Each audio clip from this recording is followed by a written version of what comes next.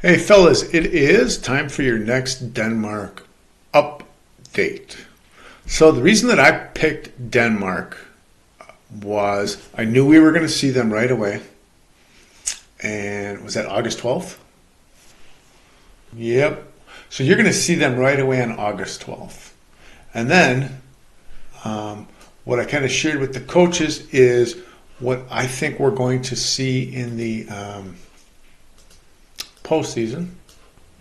So we created this D4 bracket history. So this goes back to 1999, and this is every team that qualified for the D4 playoffs and how many wins that they picked up in those playoffs, right? So the Reds are zeros, and yellows are ones, greens are twos, blues are threes, purple four, and then the dark blue is five, so you're state champions. So then we kind of map it out this way. Almost looks like a DNA strand, so you can kind of get an idea of, okay, boy, this team pops up, Platteville pops up, Xavier pops up time and time again, Lakeside Lutheran pops up, St. Croix Central. And then closer to us, the teams that pop up are more like your Sheboygan Falls pop up in Division 4, your Wrightstowns, your Keels, Freedoms, Winneconne's, Little Chutes. Okay, so that's kind of the vein of what I'm thinking, like how we pick teams and how we prep teams. So again, I picked Denmark because we see them right away, and they're a good program, and they're well coached, and they're usually real physical kids. So I'm thinking if we went in on August 12th and just buried them, and looked really sharp doing it, I think that would be a good confidence boost for you, knowing that you can stick it to a really good program early.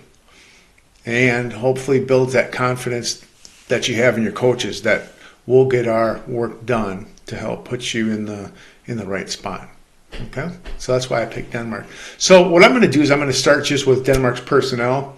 Not so much like picking on kids or focusing on athletic attributes of kids or of opponents, but more like based on what I see they have, how do I think that'll affect what they're going to be doing in the fall? Okay?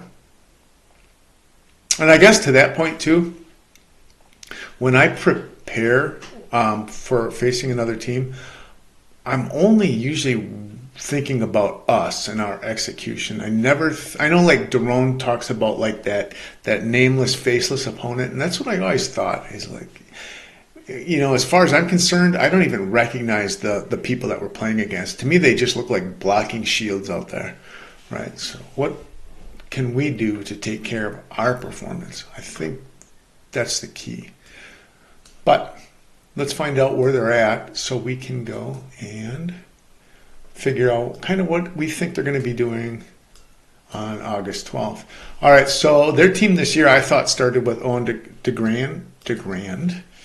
Okay, 6 foot, 225 pound senior. Played guard. He was first team unanimous offense, first team unanimous defense.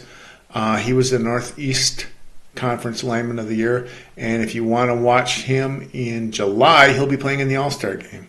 So he was their guard. And then next to him, they had a big tackle, 6'4", 2 1/4. Big rangy kid, that Jack DeGrave. I think this must be his younger brother or cousin or something playing over here. So those two won't be back. Hunter was an honorable mention all-conference lineman, and he played center for him. He's not back. And then Caden's back. So this is kind of what I think they're going to hook their wagons up to this year. 6'1", 205. He was second team on both sides of the ball this year as a junior. So he's back. And then their left tackle was second team both sides of the ball. He's not back. So as we're looking at this, look at how many kids on their team are all conference. And there's a lot of them. And kids will say, like, well, how do we get a bunch of all-conference kids on our team?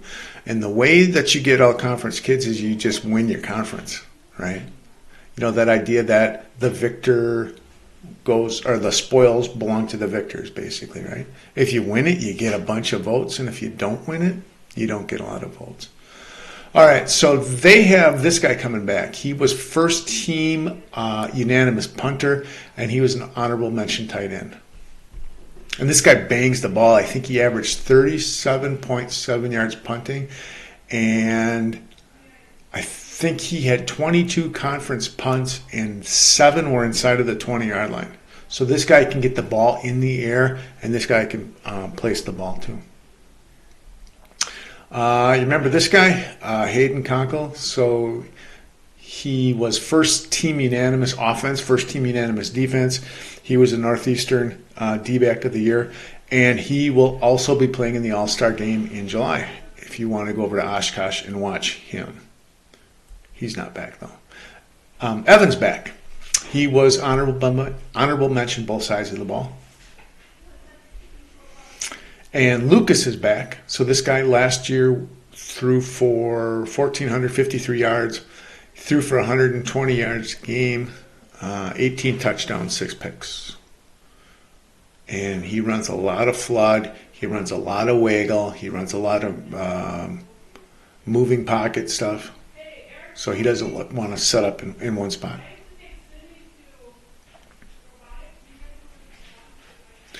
Fullback. You remember this guy, Kenny Satori, 6'1", 205, big kid. First team unanimous offense, first team unanimous defense. He was their defensive player of the year for their conference. He is also playing in the All-Star game in July. He's not back next year. And then Elijah Shefchik is not back next year. He was second team all-conference, rushed for 18 touchdowns, averaged 107 yards a game. So that's what their offense looks like. So what does this tell me? This tells me, well, I just mentioned this. So what does it kind of look like in the backfield next year? Well, they have guys that are getting their ball already this year.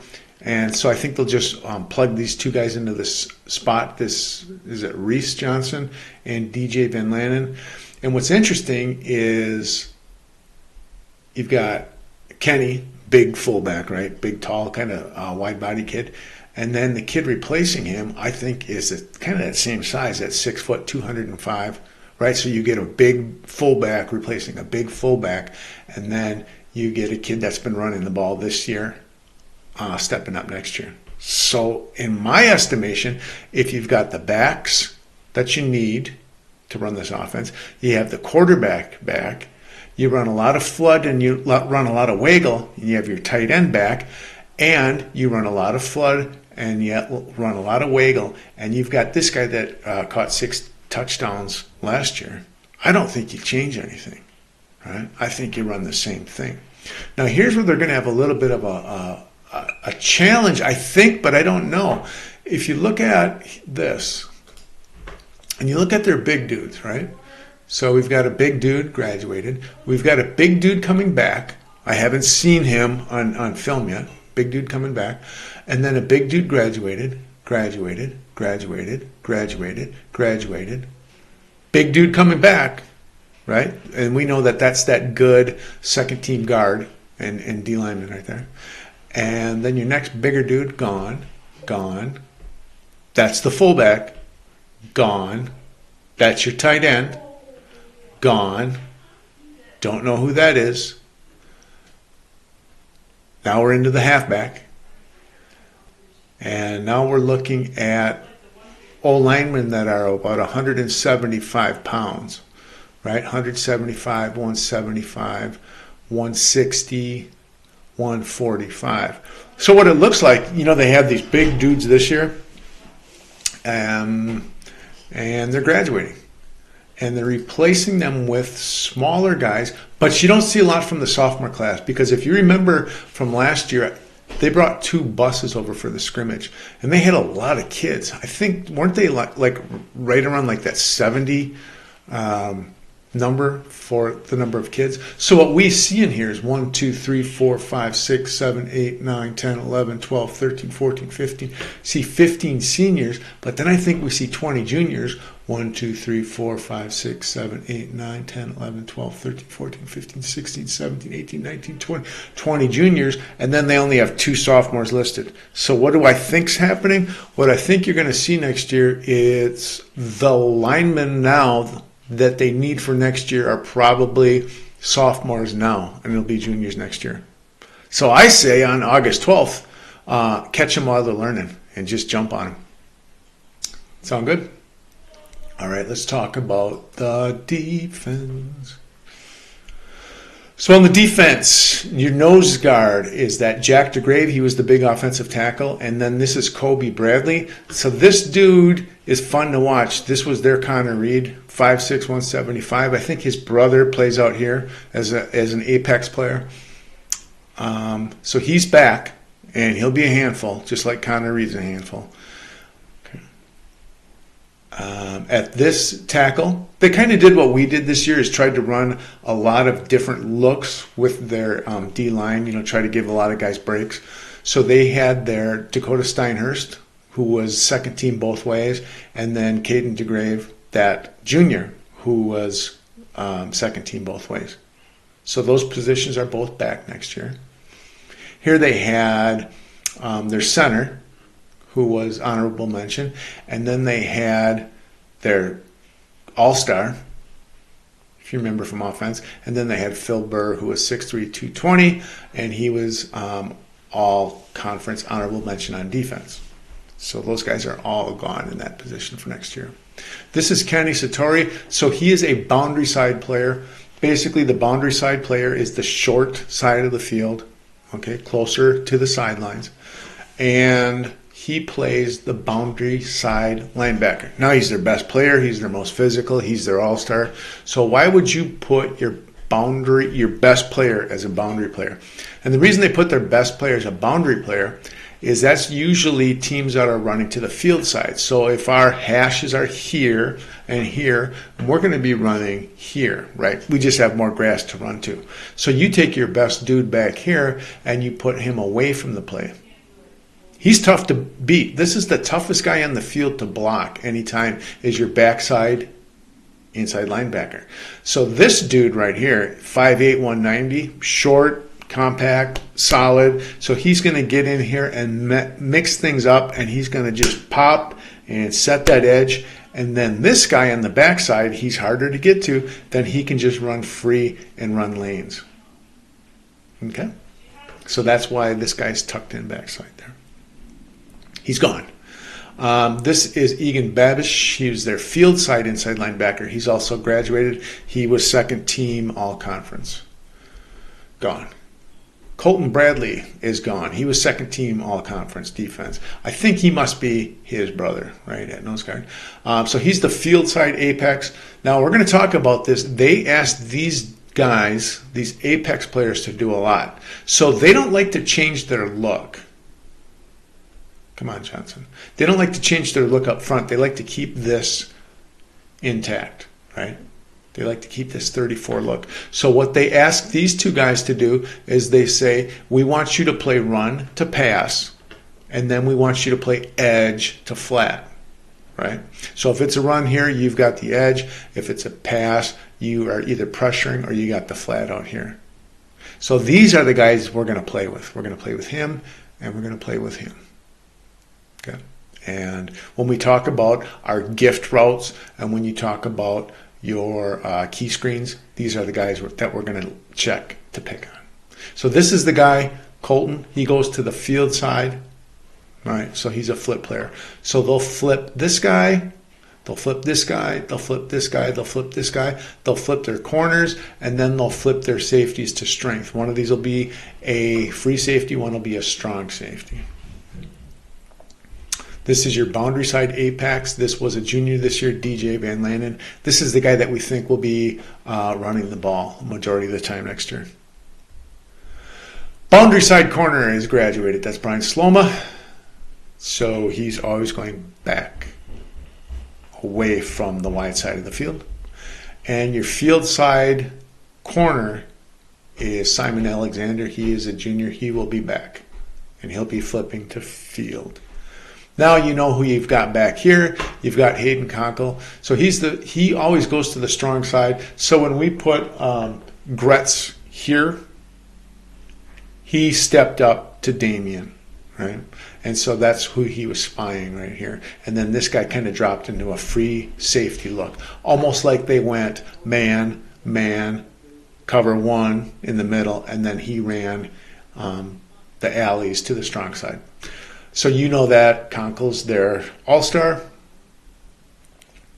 And then they had a couple free safeties. I didn't get to see this guy play at all on film, so I haven't found him yet. But he's returning. He was honorable mention all conference. And then Evan, who was their receiver, was also honorable mention on both sides of the ball. Good. So that's what their offense and defense looks like. The other thing I want to check in with is if you looked at their conference last year, the leading passer in the conference is Lucas Miller from Denmark, right? 1,450 yards. The leading rushers, Shevchik from Denmark and Kenny Satori from Denmark. Leading receivers, Conkle from Denmark. Ethan, I thought it was Evan. Well, it's one of those. How about Ethan and Kenny, both from Denmark? And this is their tight end from Denmark. Defensively, total tackles, Kenny Satori, Hayden Conkle, Egan Babish, all from Denmark. Punt return, Ethan, he's back. Now, I don't even think I could ever catch a punt. I have no skill. But averaging 15 yards a punt return is pretty darn good. So we have to be aware of that next year. Kick return, same thing. Averaging 22 yards a kick return, that's really good. And next year they'll be able to boom the ball. So this guy, Jonah, we noticed before he was first team unanimous punter for the Northeastern Conference. Averages 37.7 yards a punt, right? Bangs them, puts them up in the air, and he can put them down. Only one touchback, but 7 in the 20s, right? So that kid can place the ball. Here are all their all-conference kids. You can find that right on the WisSports page. So then the next thing I want to do is I want to take a look at something I mentioned before. So when I go down and I start, now I won't be done preparing this stuff until August 11th. So right now I'm doing this game, or this team, and I've got 5 games on Chilton, and right now I've got 2 games on Wrightstown, and then Little Chute I've got 2 games. So I'm working those right now, but it's fun, and it's like doing a puzzle, right? And you keep making hunches, and then you verify hunches. So I've got a lot of hunches about Denmark, but I'm trying to prove them out right now. And the first one that we came up with, we mentioned last time, was what they do with their fullback. So if we take a look at their fullback, I went, how many times do they follow the H? I just called the fullback an H. So I looked up here and I said, okay, they follow the fullback 82% of the time. And then 18% of the time they don't. I'm like, okay, that seems significant. So whenever I get close to 80%, I start getting interested. And then once you see it, you can't unsee it. And once you figure out the key, all right, then it's a lock. Then we're good to go. So they, 5 games, 1,381 yards following the fullback, 175 not following the fullback. So then I took it a step further and I said, okay, what about breaking it down between run and pass? So we said if they are running the ball, what percent of the time do they follow the fullback? Bang, 96% of the time. Like, that's huge. And then 4% of the time, they are not following the fullback. So if you're a running team and a physical team like Denmark is, and you're following the fullback 96% of the time, you're giving something up, right? So we should be able to jump on that. Take a look at this. In 5 games, they have running the ball, 1,159 yards following the fullback. So that's 231 yards a game on average. Not following the fullback, running the ball. They have 15 total yards in 5 games. So for all your mathletes out there, 15 divided by 5 is 3. So they're averaging 231 yards a game in the 5 games we have where they follow the fullback, and 3 yards a game when they don't follow the fullback. That is significant. 96% is significant. Now, throwing the ball, kind of 50-50, which is fine. And then I start looking at, okay, so what plays do they run to and away? And we talked about this last time, and I think this is pretty cool. But when you look at flood, flood, flood, flood, flood, flood, flood, flood, waggle, waggle, waggle, waggle, right? So what is a flood? All a flood is putting guys in 3 planes. What is a waggle? The same thing, except the play action goes away from the quarterback. That's all. That's the difference. Basically, a flood is the quarterback opens the play goes on 3 planes where the quarterback and the play action is going. The waggle is the backs go one way, the quarterback goes the other, but we have drags, we have flats. It's basically a flood to and a flood away. Okay? So if that makes sense, well, how do you defeat a flood and how do you defeat a waggle? Bang! You hit the tight end every time, right? If you hit the tight end, he can't get into his flood spacing, right? He's usually the number 2, either on the front side on a flood, he's dropping into the second progression, right? So you've got the fullback underneath, and then you have a wide receiver on top, and you got the tight end in the middle. So if we're running flood, if you can't let him get into number 2, that makes things tough for the quarterback. Then if you're running a waggle, the tight end drags to the number 2 spot away from the backside, right? So he's dragging across the field to get to his number 2. So if you hit the tight end, okay, and if you pick up the fullback out of the backfield, basically you shut down their 2 biggest threats, flood and waggle. I'll talk about this later too. If you look at all these floods and waggles, you're going to see a lot of twins and splits, and you're going to see a lot of pro and split. So there's things that they're going to do that tips their hat a little bit. Like when you see them go into split backs, that's their 5-step drop, right? They want to throw the ball. Why do you put backs? Why would you take your eye and split them? You want to split them because you want to pass block with those 2. So that's a tell. So we'll have different tells available. Okay. So what did I do next? Sent you guys formation reports. Right now I'm going down the rabbit hole a little bit. I'm trying to figure out what the tight ends are doing when they're running the ball. Are they going to the tight end, away from the tight end? Is there no tight end? Is the tight end pulling? What are they doing? I got some hunches, but I don't have, like, the data hasn't gotten to like that 80% verification where it's strong enough to make a key yet. We have play types by offensive formations. So what I'm doing now is I'm saying, okay, so pro means it's a tight end and a flanker, and split just means it's a tackle and then a split end. So when they go pro and split, I'm thinking, oh, okay, run pass 84%. All right, that makes sense to me. I see pro split. I see 69% pass or 69% run. I see pro split 89%. You see where I'm going here? Like, I get interested when I start seeing pro and split. When I see a tight end and a flanker, and then on the other side I just see a split end, right? That's a tell. Pro split. Ooh, same thing, pro split, 88%. Okay.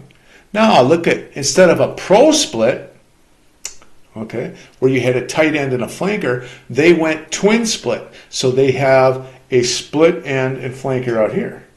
Okay? So they took that tight end and they put him out there.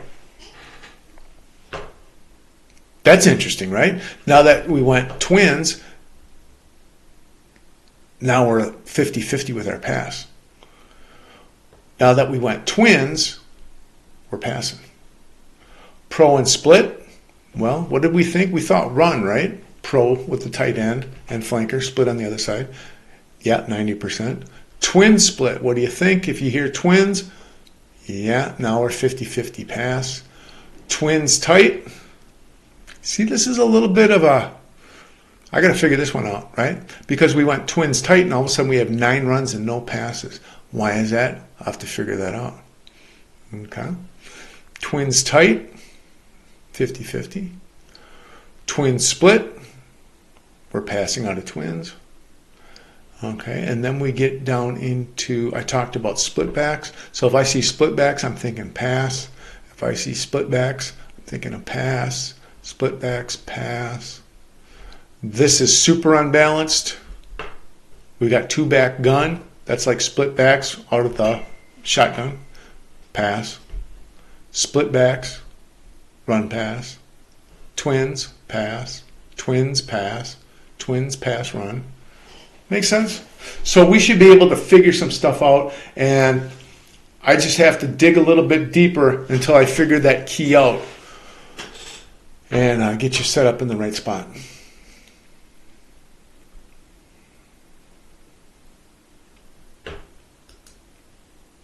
The next thing I want to talk about,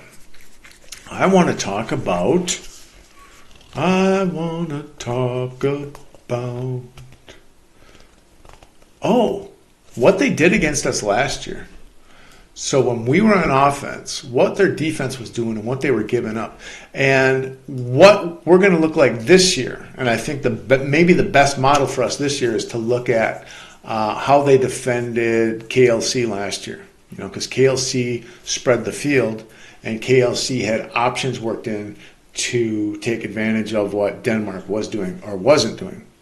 We didn't really have that. We were running more of our power game. So let's take a look at our game last year.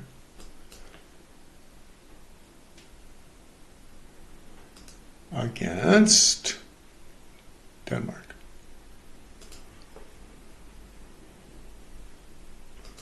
And we're going to go when Denmark is on D and we're on O. All right, so the way that their defense is set up is they like to keep this box. They like to keep D end, right? Nose guard, D end, inside linebacker, inside linebacker. And like we said, you know, Satori goes to this is the boundary side, and Babish goes to the field side and all that stuff, and the guys switch. But what they have is they're going to have that interior 5, and then they have 2 apex players. And what the apex players do is they try to split the difference between this guy and this line of scrimmage, right? So he's kind of this no man right in here. And they want this guy and this guy to play edge to flat, pass to run. Okay? And then you're going to have your corner here, and then your strong safety, and then your free safety. So that's what we saw last year.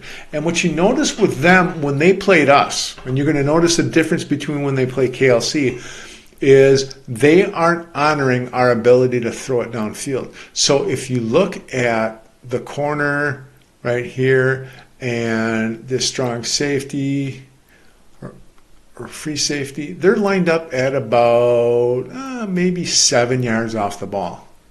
So what they're doing is they're taking a look at where we're going to put our Gretz, where we're going to have our chase, and they want to put guys up in the box, and that's where they want to make everything happen, right? Now, when you see what Kohler does against them, Kohler is able to throw the ball vertically. And since there's a vertical threat, you'll see all these guys back from 7 yards about 10 to 12 yards. So they'll be back in here. So if we can do this, if we can have a vertical threat, and then if we can get the ball out here and have a horizontal threat, basically what that's going to do is that's going to open up this box in here so that Chase doesn't have so many purple jerseys gumming up this area. Like if we can get them this way, and if we can get them this way, we can have better matchups. Okay. Take a look, kind of the same thing. We got our 3 guys right inside there. We got our 2 guys in the middle. This is our apex player. This is our apex player. This is our corner, strong on Damian, and then our free safety out here.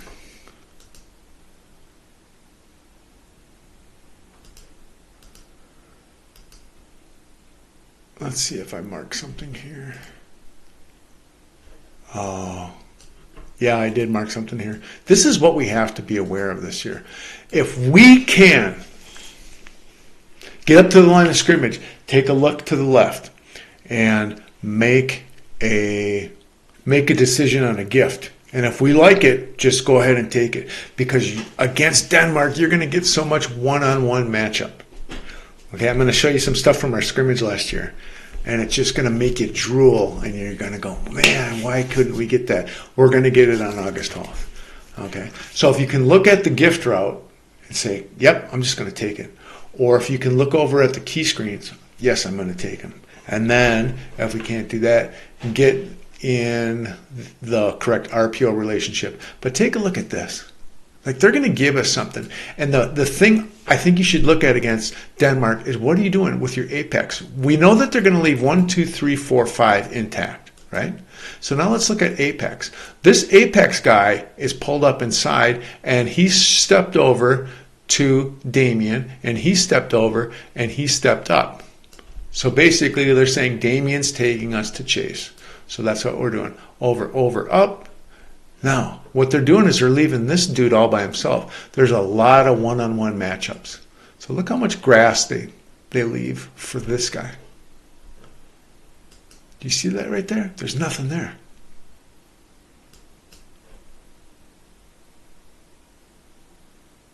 Like, if you can find this, beautiful. So take a look at it from this angle. Again, what did they do? This is their intact box. 1, 2, 3, 4, 5. They stepped these guys over because this is Gretz and this is Chase, right? And they are saying he will take us to him. And then they put their apex player, who's supposed to be honoring this guy, right? Edge to flat. And they have the apex on this side, edge to flat, run to pass. And then you have your strong safety and your free safety. But look over here.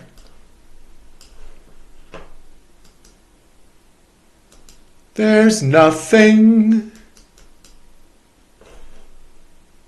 There's nothing, especially if you have good play action. Oh, man. All right, let's take a look at some scrimmage video of you guys against them, too. Like, check this out.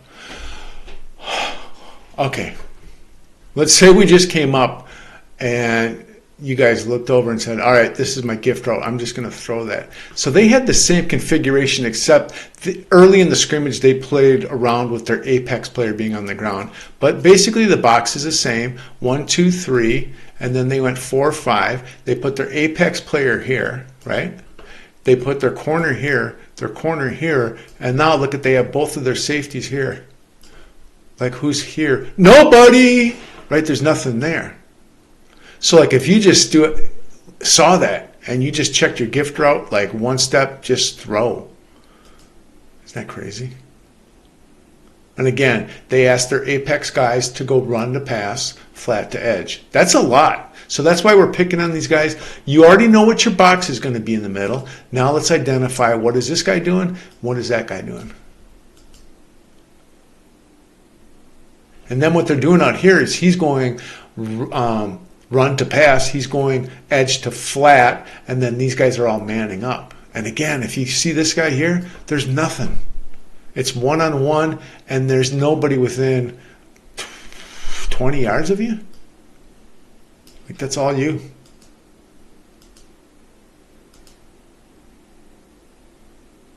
Isn't that cool? So I think our mindset going in for next year is, or August 12th, is let's find out where those apex guys are, and then let's try to make them pay for where they are. I think there's another clip here that I wanted to show you. Same thing, right? Okay, so they've got their box. 1, 2, 3. There are 2. Oh, no. They must have put a backer up here. They must have made their apex here and their apex here. Their corner, safety, safety, and corner. And again, when he's moving over,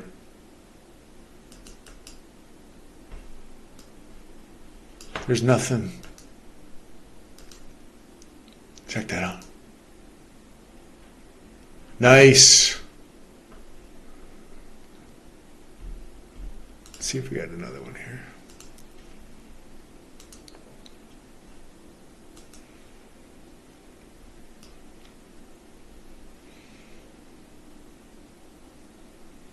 All right. What do we see here? We see their 1, 2, 3, and their corner, their safety, their apex, and they pulled the backer in up here. They didn't do this later outside of the scrimmage. I don't think we'll see this. I think we'll see 1, 2, 3. I think we'll see here and here. I think we'll see safety, safety. I think we'll see apex, apex.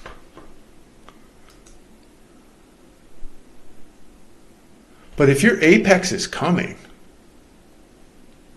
there's nobody here because your safety's all the way over here. And look how close they're putting these guys. Again, 7 yards up into the box. Apex, run to flat, or run to pass, edge to flat. They man up. There's nothing. Nothing for this guy right here. All green grass.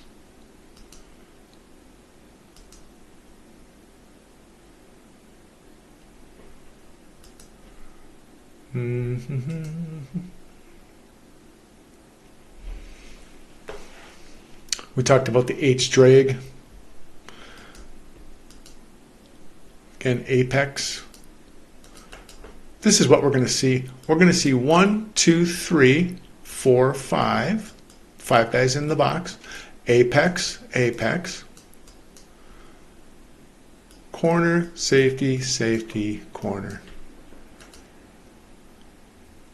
Again, apex has edge to flat.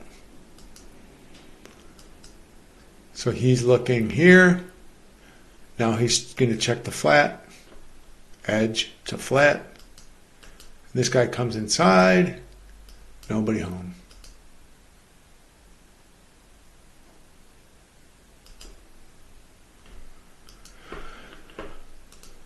Can you see it? Can you see it? Another way that you can beat these guys, especially if they're manning up on the outside, again, you've got 1, 2, 3, 4, 5. You have apex, you've got apex, you got safety, corner, corner. All right. If this guy's going edge to flat, run to pass, and they're manning up, anytime that you run cross routes or rub routes, someone's going to open up.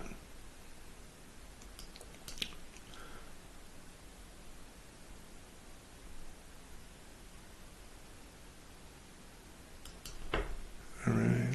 One more. Oh, this is, we're talking like, this is kind of, looks like what we could be looking like, right? Let's say we had quarterback here, we had our halfback over here, and quarterback looks here first, looks for his left, checks his gift route. And again, whatever your gift route is going to be, you can call slant, fade, out, under, or a hitch. Basically, whatever this guy's doing, I don't even know where he's at. Whatever he's doing, take the opposite. If he's pressed tight, throw the fade. If he's off, throw under. If he's in, run out. If he's out, run in. Okay? So if I'm a quarterback, I take a look at the left. Boy, I like that right now because I don't see anyone out here. And then if you don't like that, you can check to the right side. You can check your screen. You could check here, or you could check here for your screen, or you could check here. Cool thing is the ball goes to one spot, right? Let's take this one. Boom. There's nobody near me. I can do whatever I want. Right? Wouldn't that be cool just to step up and find that? Now, I think what we're going to see is going to be a little bit different, though. I think if we show that we can throw the ball vertically, if we can stretch the field, if we can throw the ball out on key screens and easy gift routes, horizontally, you could spread the field, then Denmark's has some things to do. So I'm going to show you what they look like against KLC.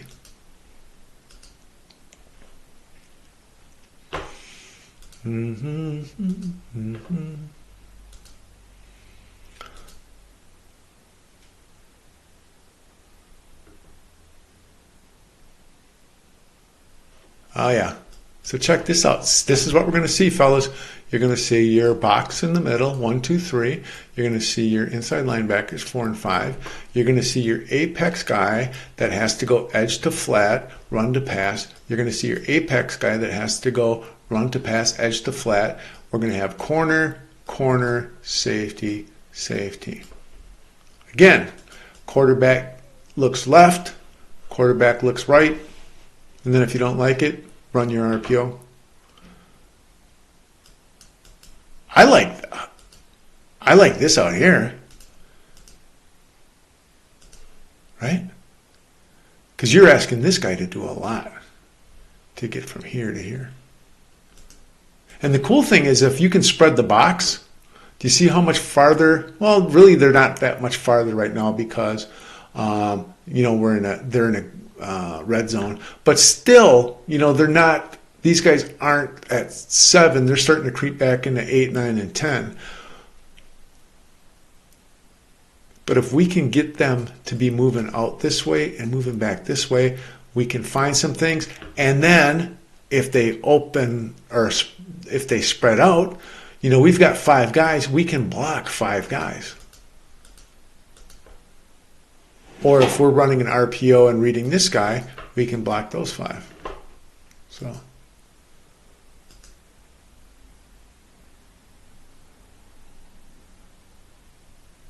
that's cool, right? What are we going to see against them? Yeah, this is what I think we'll see. 1, 2, 3, 4, 5, right? 5 in the middle. We're going to have an apex player here. Apex player here, corner, corner, safety, safety. See how far out they're moving? And now these guys are moving back. These guys are closer. This guy's at 10 and this guy's at 12 now. Against us, right? They're at 7. So these safeties are aligning right here. Against KLC, they're backing up. So I would say the first thing is, take your look, your left and your right, see what you got, and then see which apex guy you can pick on.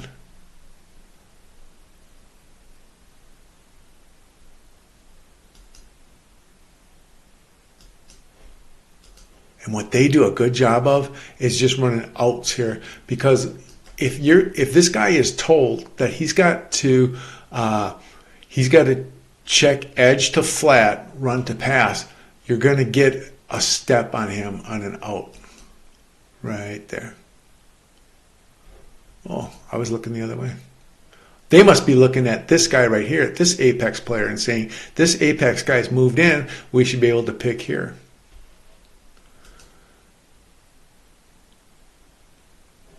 But it was the same on both sides, right? So these guys are both checking here to flat, which lets these guys get an easy step or a quick step.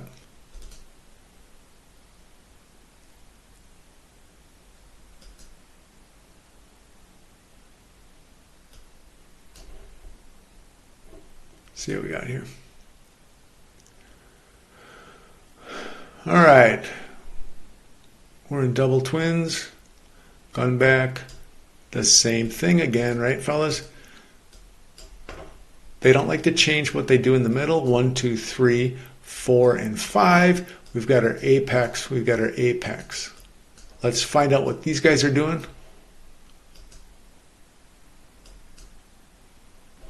And put them in conflict. Remember, these guys have to check edge to flat, run to pass.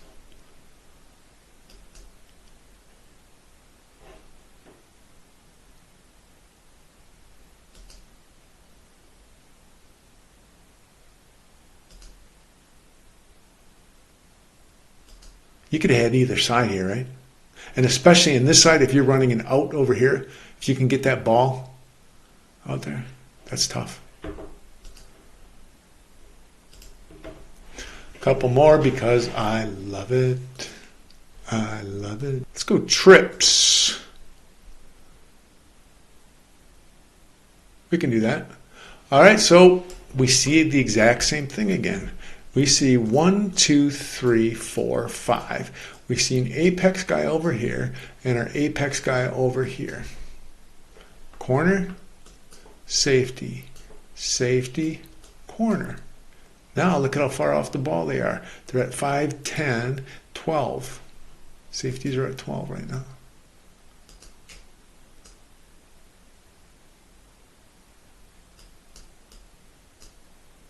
Look at that. Even their corner is backed up now because they have their apex player here. All right. I'm stepping up to the line. I'm a quarterback right now. I'm looking at this apex guy. I'm looking here. This is one-on-one. I take a shot. What can you hit here? Can you hit a slant here? Can you hit a skinny here?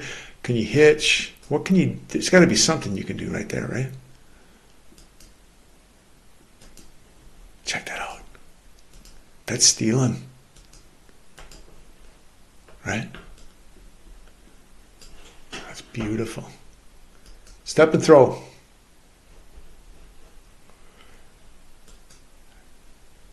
And just think, man, you get this guy honoring this, and you get this guy honoring this, and then this is opening stuff up for our running backs. All right, let's take another look at trips and split. Same thing, right? 1, 2, 3, 4, 5 in the middle. Apex, apex, corner, safety, safety, corner.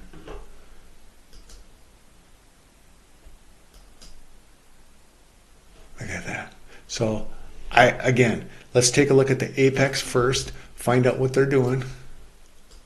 See if we can pick on them. And again, can you take something here? Step and throw. Bang! Throw that. They go the other way.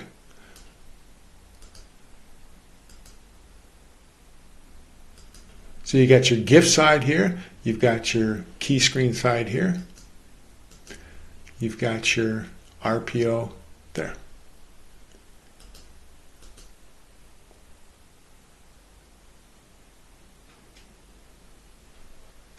Get one of our seniors blocking out there. We're in business. Trip split. Let's just do a couple more here and I'll be done. All right.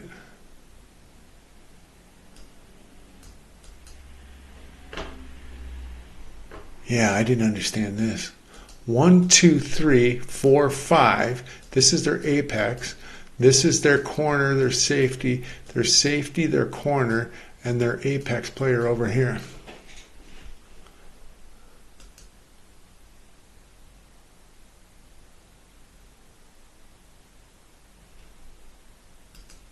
That's sick, right?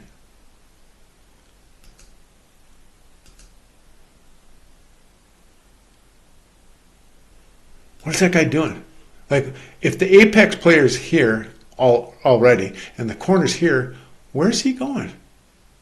And the thing too, fellas, which makes sense when you have two high safeties like that, is you can always break off in between two high safeties. Like, there's always going to be green grass in between those guys.